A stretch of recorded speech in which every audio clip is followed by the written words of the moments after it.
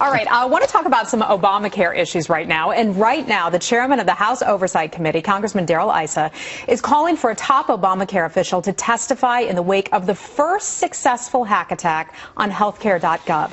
Now, that website contains Social Security numbers, financial data, and also the names of family members for all Obamacare enrollees. But administration officials say that none of that data was actually compromised.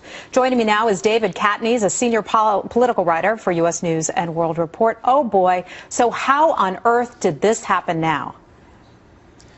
Well, I don't know exactly how much it happened or why it happened, but just looking at the information here, it looked to be a pretty isolated incident, that it targeted about one server.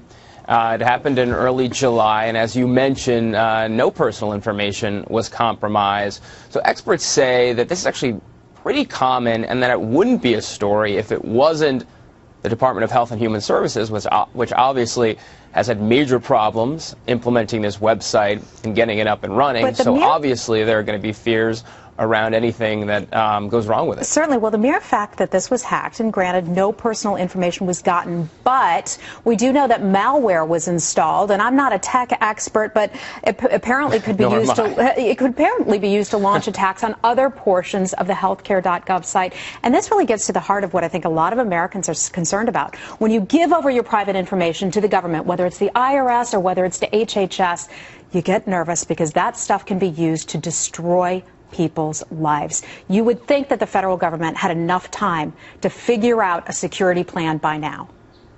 And I think that's why you have some of the statements that are coming out from both parties saying that this should be taken very seriously. I think later in September that this hearing will delve into some of those details, the how and why of some of the technical details of how this happened. But, I guess we just need to be thankful that people, right, from what we know, people's personal information was not compromised at this point. Yeah, Department of Homeland Security is charged with looking into some of this stuff, and they're really downplaying. I mean, they say if this happened anywhere other than healthcare.gov, it wouldn't be news.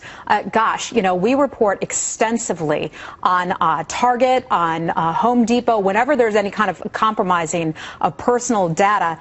It just seems their downplaying of this is just kind of laughable in a way. What do you think of that? Yeah, that's to be expected. They went through a pretty rough patch with the rollout of this website, as we all know. They got hammered for implementation, for a lot of the early kinks, just being able to log in. This is obviously not a good story for them. But I think until we know exactly what exactly occurred and how big of a threat, we won't know for sure how secure people's personal information are on this website. And then, of course, the question will be what happens on the campaign trail. Are Republicans going to bring this up on the campaign trail?